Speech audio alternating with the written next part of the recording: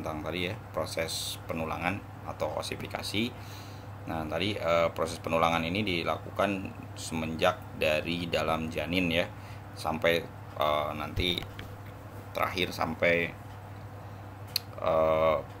berhentinya pertumbuhan. Tapi proses pertambahan dan pengurangan kalsium atau kalsifikasi itu terjadi seumur hidup. Jadi proses pembentukan tulangnya sampai pertumbuhan selesai, tapi proses kalsifikasi atau pembentukan kalsium atau penambahan dan pengurangan kalsium terjadi setiap saat. Jadi kamu kalau yang tumbuh ke atas itu kan ada batasnya ya. Jadi itu karena adanya proses yang namanya tadi osifikasi.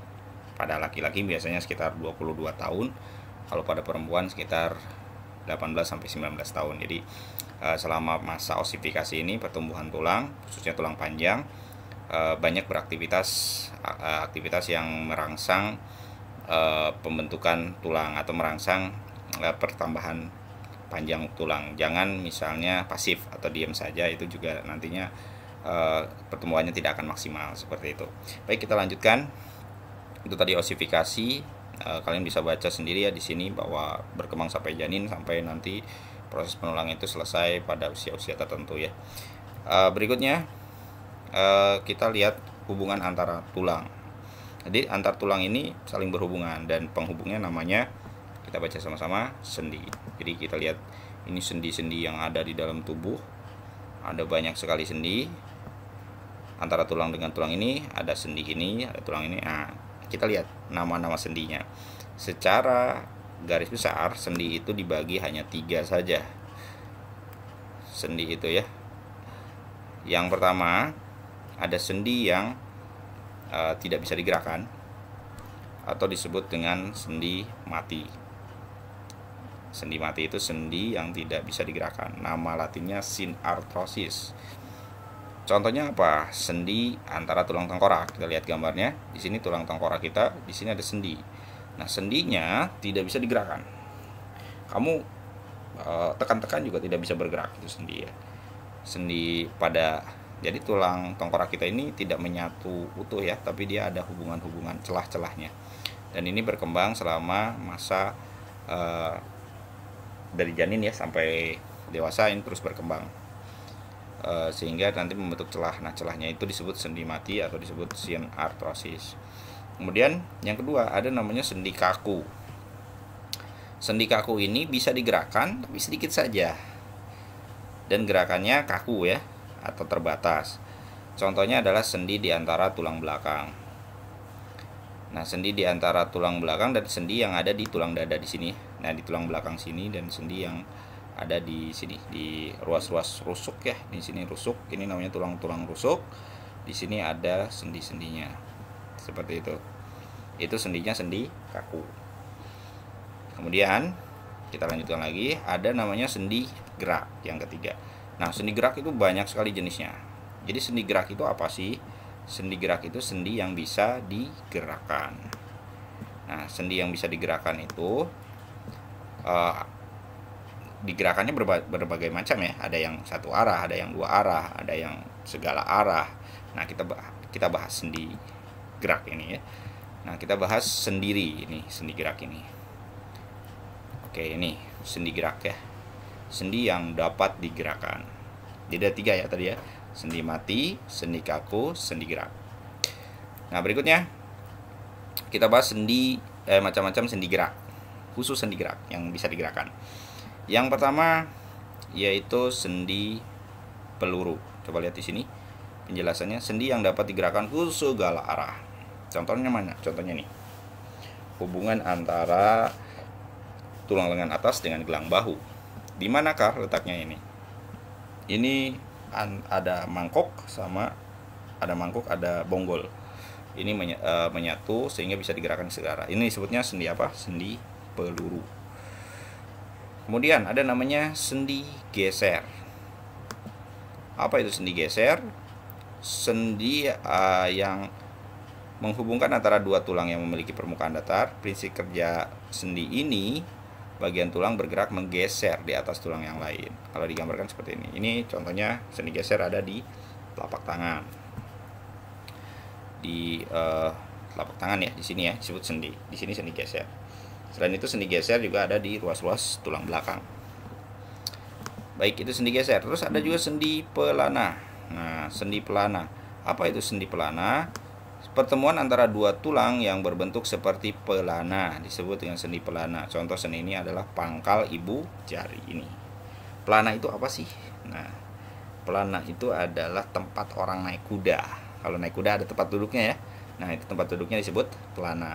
Nah, kalau diibaratkan ini kuda, ini orang yang naik kuda atau disebut joki, maka ini sendinya disebut sendi pelana. Jadi kalau Bapak goyang-goyangkan ini sendinya sendi apa? Sendi pelana.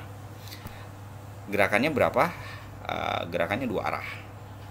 Itu sendi pelana. Kemudian ada yang namanya sendi putar. Sendi ini gerakannya memutar ya, karena memiliki foros. Nah, contoh sendi putar itu adalah tulang atlas. Tulang atas itu apa? Tulang ini. Tulang leher. Ya, tulang leher paling atas itu disebut tulang atlas. Di sini ada aksisnya ya, atau forosnya. Jadi tulang atlas dengan tengkorak itu membentuk suatu sendi. Jadi kalau Bapak gerak-gerakan ini leher ya, ini leher kita ini dengan tulang tengkorak itu dihubungkan oleh namanya sendi putar gitu. Nah, kemudian berikutnya ada namanya sendi engsel. Ini sendi engsel penjelasannya. Sendi ini mempunyai gerakan satu arah saja. Ada yang ke depan, ada yang ke belakang. Ya, seperti pintu. Pintu kalau dibuka ke depan ke belakang aja. Nah, itu namanya sendi engsel. Sendi engsel itu bentuknya seperti ini ya. Jadi dia ke depan ke belakang. Contohnya ini ya, hubungan antara tulang lengan atas sama tulang hasta atau tulang hasta dan tulang pengumpil ya. Nah, di sini nih, yang ini siku kita ya. Siku kita ini adalah sendi engsel. Seperti itu contohnya. Kemudian itu ya macam-macam sendi ya. Nah, sendi ini menghubungkan antar tulang. Nah, tapi juga ada hubungan antara tulang dengan otot. Nah, kalau tadi tulang dengan tulang itu disebut sendi, kalau tulang dengan otot disebut tendon. Jadi ada hubungan tulang dengan otot namanya tendon. Kayak gitu. Nah, itu apa namanya? Sendi. Nah, sekarang kita ke gangguan. Oke, kita ke bahasan berikutnya ya. Gangguan dan kelainan pada sistem gerak dan upaya serta mencegah dan cara mengatasinya. Ini kebanyakan sih kelainan pada sistem tulang ya. Contohnya yang ini ya. Ada yang pernah lihat ini berbentuk bengkok ya tulangnya. Kenapa bisa bengkok? Itu disebutnya penyakitnya namanya rickettsia. Rickettsia terjadi karena kekurangan vitamin D yang membantu penyerapan kalsium sehingga proses pengerasan tulang terganggu sehingga tulangnya menjadi membengkok seperti ini. Ini disebutnya rickettsia. Oke, ini ada di kuis kemarin. Kemudian ada osteoporosis. Osteoporosis ini adalah proses kekurangan kalsium atau kelainan tulang karena kekurangan kalsium sehingga tulangnya menjadi keropos seperti ini. Ini tandanya tulangnya kekurangan kalsium, banyak ruang, jadi kayak tulang spons yang tadi ya. Baik, berikutnya ada artritis. Artritis itu kalau kita sering dengarnya rematik ya. Nah, rematik itu penyakit pada sendi. Tadi ada artrosis. Artrosis itu sendi. Jadi artritis kalau ada is itu artinya kelainan atau radang ya. Jadi kelainan pada sendi. Contohnya ini ya. Ini artritis. Ini sendinya seperti ini ya. Ini menyatu nih. Artritis ini contohnya ankilosis namanya. Jadi sendinya menyatu seperti ini. Nah, ini kalau sudah menyatu gini nggak bisa digerakkan tulangnya atau sendinya nggak bisa digerakkan. Baik, itu ya. Nah, kemudian ini ada fraktura. Fraktura itu patah tulang ya. Ini biasanya akibat kecelakaan atau bisa juga karena kelainan juga ya. Tapi kebanyakan karena kecelakaan atau karena benturan yang sangat keras. Oke, fraktura ini yang oblik, ada yang kominota nih, ada yang spiral bentuk patahnya ya, ada yang patah terbuka, fraktura terbuka. Ini macam-macam patah tulang.